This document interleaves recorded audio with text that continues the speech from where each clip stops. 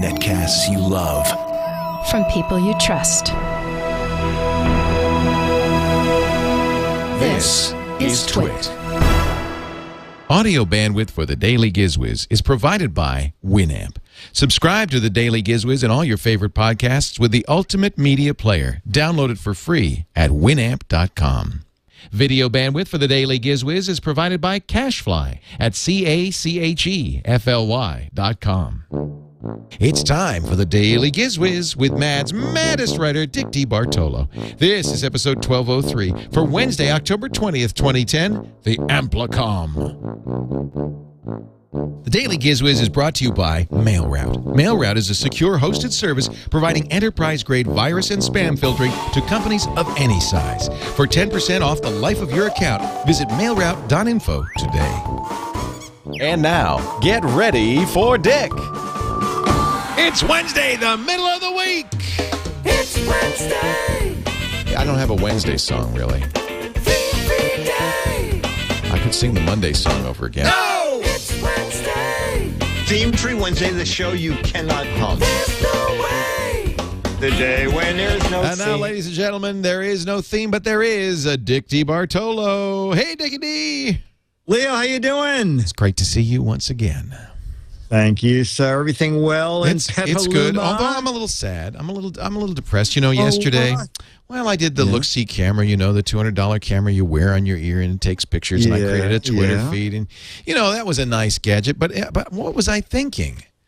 I could have done. Why? I could have done these delicious Dodol Gula Melaka candies instead. Oh, you did those the week before. Oh, good.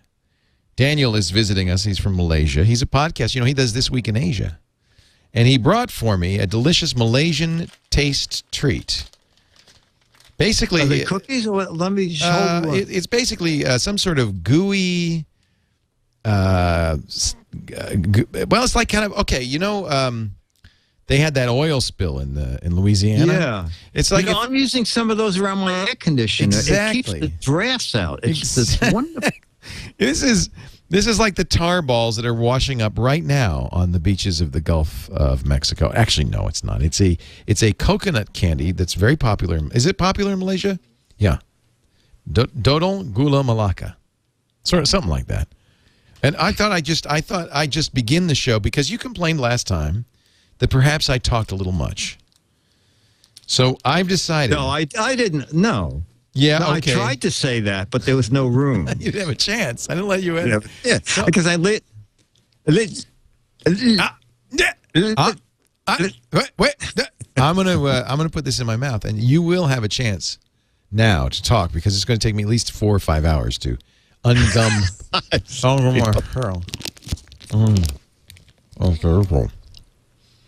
Okay. All right, there we go. Hey, hi, everybody. It's Dick DeBartolo. You probably never heard me say my own name, but I am. And I'm the other half of this daily GizWiz theme. What Leo doesn't know is that while he's choking on this candy, Lisa's in the other room writing checks to all the hosts for thousands of dollars. Now we're changing all the signs on the front of the cottage so it says Dick's TWiT Cottage. Okay, yeah, Lisa, hold that up again. Yeah, send me that credit card and the other one too. Oh, so finally, yeah. All right. Now the chat Okay, room, always thoughtful, by the way, Oh yeah, what is is it telling me they're actually doing a calorie count as I eat these. Oh, that's a running total. I'm now up to 272 calories. Thank you very much. Wow. How did he get the candy through customs? The chat room wants to know. You can get candy through customs. You just walk right through. If they stop you, you say, no, these are tar balls. There you go. Okay, you got it. You got it covered. No problem. All right, I am going to shut up, and I'm going to let you do your gadget right now. No, okay. So this is but from before a you do, no, go ahead.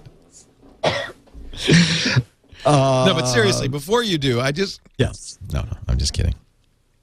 It's all yours. Okay, Dick, we have you take over right now. It's your. I'll Zip. try. I'm not going to say anything. Zip. Ask Eva. Ask Eva. Just ask Eva. Is this normal? Ask Eva. At Thanksgiving dinner, did anybody ever say anything other than Leo? No. She said, no. No. I'm going to do gadget. I'm going to go get a drink of water. You do a gadget. Okay, I'm going to do a gadget. I need to wash this stuff down. This is... Okay, very good. Yeah. I'll just be over here, Dick. You just do your gadget. Okay. Don't mind me. I'm just going to... All right, chat room. Is he... Lisa... Lisa, can you lock the door while he's out there? Alex, save us. Alex, do you have a mallet? You know that mallet that we have under the desk, the joke mallet? I think it's time to get it out and use it. Okay. Did you enjoy that moment free of me? That was great. Okay, we're done. You have a letter? No, I saw you holding up something to your mouth. What was that? Okay. This is something new, a company I haven't heard of before called Amplicom, Amplicom. Now, it's a digital clock, and it's actually, I said to the guy that this clock is very expensive. It's about $100. And I called the company, and I said, you sent me a clock, but I'm concerned about the price. And the guy said, well, we've actually aimed this at the special needs people, because I don't know if you knew this, but sometimes when people start getting hard of hearing, it's in different frequency ranges. They can hear certain frequencies and not other frequencies. Right. So what they've done is they've made an alarm clock that is totally tunable. So what you do is you set the alarm off. There's a dial on the back that has a huge range of where that alarm will sound.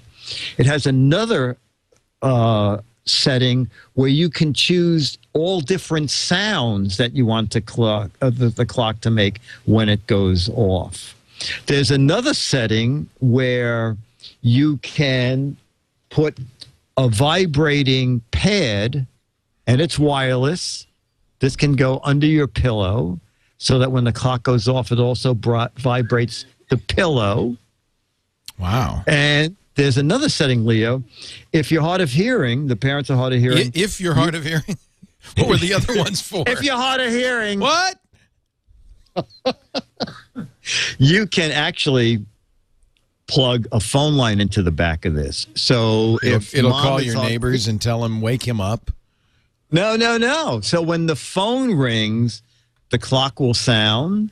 LED light can light, and also the vibrating pad can tell you that you have a phone call. Wow. So you use it. My people in the room They're laughing. They're in total hysterics. They are going through all my old gadgets and laughing at stuff. I think they have the giggles. They do have the giggles. The giggles in there. And I have to go to dinner with them afterwards. No, this is expensive, but it's obviously for a very specific cat. Right. And then at the top, you can just hit the clock if you want to know what the time is. Now, they say this will go up to 90 decibels. Yes, you can. So it's effectively having somebody in the room saying, "Wake up, Grandma! Wake up!" It doesn't have quite that voice, but we could talk to them about adding that if you wanted to. I mean, 90 dB is like a siren. I mean, that's like a police siren. It is very, very loud. It also can announce, I don't know why you want this, but you can set it for different languages. If you want the clock to talk, and they're gone. They are just gone in this group. It was very funny because Dennis said, since Eva's coming in, should I have a drink or two after the show? I don't think it's necessary. I think with a drink or two, don't give them anything. No booze. I think this is actually Billy Mays made a clock like this. Hey, it's time to get up. If you want to get up, you better get up now. And it was very popular. Oh, okay. Yeah. Okay. I don't know if you want to wake up your mom that way, but if you do. Hey, Mom! I'm here to tell you about the incredible, amazing glue. I think it's that Malongalonga has gone right to my head. Something's gone to your head. Yeah. I'm going to crash in a few minutes. It's at 4alarmclocks.com. Is that the number 4 or FOUR? The number 4, because they sell it for under $100. The number 4, alarmclocks.com, and then look for the Amplicom TLC 200. And they make an analog version if a person prefers seeing hands on a clock. And the same company, Amplicom, makes phones for people who are hard of hearing. They do exactly right. And also, I also like that all the batteries are rechargeable, so that you don't have to worry about replacing the batteries often.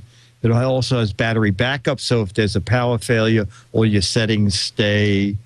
It was very funny because I did all the settings on battery, and then I unplugged it to bring it to. Then I plugged it in, and the clock says 12, and I go, wait a minute, I just did all these settings. Why does the clock say 12? And I looked up, and it happened to be 12 noon. Oh, it was actually 12. It was 12. I know. What are the chances of that? I know it's very rare. It's very twice rare. a day, I believe. I was setting up 11:54 a.m. And then when I plugged it in, it said, "Oh, it reverted to 12." Oh man, it's stuck on. Oh, it is 12. Okay, sorry, clock. Sorry. This is actually an interesting website, the Alarm Clock Superstore, 4alarmclocks.com. That is. They have every conceivable kind of clock with giant numbers, and the Amplicom is one of the clocks that they sell there. Well, you wouldn't think there'd be just a store that just sells alarm clocks, but it does, including the Sonic Alert Skull with Bone Crusher Bed Shaker. It's for guys and girls that think outside the box. Bright red flashing eye sockets, a strip of orange flashing alert lights, and our deadly Bone Crusher Bed Shaker. Mm-hmm. You might not want to sleep with one eye open. You might not want to sleep with one eye open? I think they meant you might want to sleep. Right. Okay. Wow. Oh, this one that now, would give you a good night's sleep. This one is 113 decibels. So if grandma's really hard of hearing, words, you could scare the hell out of her. This is to wake up the people next door. Oh, that's it. It's the neighbor. Yeah, they call you up and they go, "Hey, this is Sarah on the 3rd floor. Could you set that clock for 7:30 a.m.? This is your wake-up call. I'm Billy Mays." Wow. Hey, I'll tell you something. I want to tell you about something that's a friend of mine does, and I think it's a really great service, and we're going to do a little ad for him because I've been using him for 6 years, and I'm such a big fan. It's called mailroute.info. MailRoute is a service. Now Tom Johnson, who does this service, wrote something that you might have heard of. It was called FrontBridge. Microsoft bought it and made it Microsoft Exchange Services. I think that's what they call it. He knows what he's doing in terms of email and hosting. And he decided some years ago to do an anti-spam, antivirus solution called MailRoute. And in 2004, I met Tom. We were at a family camp together, he and his family and my family. And I started using MailRoute. And I have to say, it's been incredible. Now, you may say, well, I've got anti-spam through Gmail. And that's true. MailRoute isn't really for individuals, although I'm going to tell you about an individual solution Tom is trying out in a second. But MailRoute is really for somebody who runs their own server. So there are a lot of small businesses that don't want to use Exchange for some reason, or hosted. Actually, they might be using Exchange. They want to use have somebody else host their email, like Gmail. They want to run their own servers, or perhaps you have, as I do, your own domain. I've always had leoville.com, and I have all my mail go through there. In fact, over time, my family uses it. Eva uses it. My sister, who's visiting the cottage today. My mom uses it. My wife, my kids. So I really want to make sure that there was a good anti-spam filter on there, in addition to whatever they might use themselves. You know, for instance, I think probably Eva's email goes to Eva at leoville.com, then goes to Gmail, things like that. But I've been filtering it. Maybe she doesn't know this for MailRoute since 2004. In that time, I had the stats here in front of me. 1 million emails, of which all but a few, in the last 12 months, I got more than 1 million emails, of which only about 30 or 40,000 were actual mail. I'm getting like 97% spam, but I never see it because MailRoute stops it cold. They use some very sophisticated techniques. I think they're the only company that does gray listing. They do email spooling. So if your server goes down, they hold the mail and then spool it out in a responsible way without bogging you down, so you never lose email. They have 99.999% uptime for message processing. They're just amazing. Inbound email filtering means that there are no viruses getting through, and an incredibly accurate spam filter with a low, I mean really low, false positive rate. 1.25 million false positives. I've never had a false positive in 6 years of using it. Plus, you don't have to worry about scaling or costs or anything like that. If you can change the MX record on your server, you can use MailRoute. Now, Tom says, now normally it's $2 per user, $20 minimum. He says there are a lot of individual users who want to use MailRoute. So he's added individual accounts as a new option. This is something since the last time I talked to you about MailRoute. If you go to mailroute.info, you can learn all about MailRoute. And yes, they have individual accounts as well. $2.48 per user per month. I mean, that is a great deal. This is the best spam filtering you can get. And I know because I've been using it for 6 years. And if you're a big company, well, it's very affordable. It's the way to do it. Tom Merritt put it on his Sub Brilliant. He says, amazing. Mailroute.info. I want you to check it out. Save 10% for life as a TWiT listener, as a GizWiz listener. You don't need a coupon code. Just go to mailroute.info. They'll know it's you.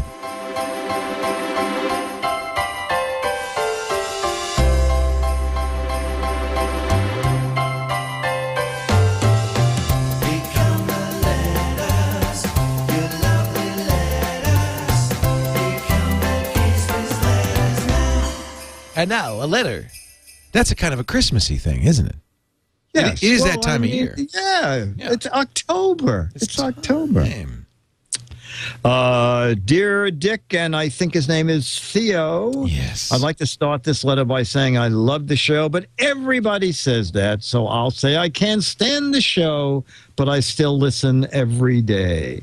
I can't tell you how long ago I started listening, but I can say it's been long enough, and that since I've started listening, my life has never been the same. Anyway, on to the point of this, so far, extremely engaging letter. Ever since you guys started doing the show on Saturday, I never understood why you haven't taken a week off and let the time warp catch up a bit. By recording shows on Saturday for a week immediately following, instead of 2 weeks in advance, you could avoid the confusion and it would make the shows a little more timely. Then again, it's fun to see you guys struggle with the concept of time. Does it take your editors that long to cut the show down and get ready for release? I bet if you paid them a little more than loose change, they'd be willing to work on a slightly tighter schedule. It's just a small question I've been losing sleep over. I hope you do read this on the show. And probably will, as I'm internally obligated to listen to the Daily Giz Wiz for the rest of my life. Oh. Thanks, Mark Jansen, Kansas State University, Manhattan, Kansas. P.S. I do love the show. Matt, what it is that if we recorded it for the following Monday, there would be 1 day in between, and if there was any sort of an emergency of Lee or I getting home from a trip or something, there would be no, we need a little lag in there so that we're allowing for the worst. Yeah, and they get it every day, Monday to Friday. You can see why we would allow for the worst. We're really good at it. Yeah, we've gotten better at it. We've gotten better at being badder. That should be another slogan that we have. We're the best at being worst. We're the best because we're bad and badder. Anyway, this is your chance to say something because you always say at the end of the show, I cut you off. So I'm finished. So you, Phil. Go ahead, Phil. You have to, I'm going to get another drink of water. I'll be here. DAIL. Why? It's the Daily Giz Wiz. It's the Daily Giz Wiz. It's the Daily Giz Wiz. It makes its own gravy. Yeah.